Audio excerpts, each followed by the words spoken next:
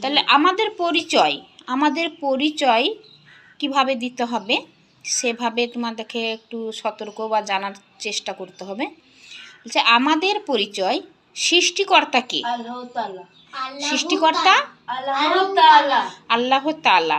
নাম কি? মুসলিম। নাম হচ্ছে মুসলিম। ধর্ম কি? ইসলাম। শিক্ষক কে? হযরত মুহাম্মদ সাল্লাল্লাহু আলাইহি ওয়াসাল্লাম। তাই তো? তাহলে আমাদেরকে কেউ যদি ইসলামিক সম্বন্ধে যদি এভাবে জানতে চাই তাহলে আমরা বলবো যে সৃষ্টিকর্তা কে? তা সৃষ্টিকর্তা আল্লাহ তাআলা।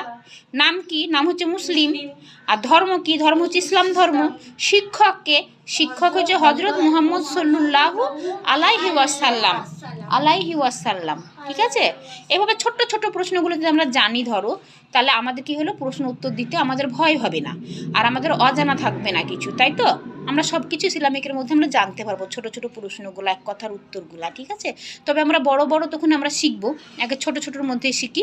কায়দাটা যখন শেষ হয়ে যাবে, পারা ধরবে, তখন আমরা বড় প্রশ্নে চলে যাব। ঠিক আছে? এইভাবে ছোট ছোট প্রশ্নগুলো একটু একটু করে আমরা শিখতে থাকি।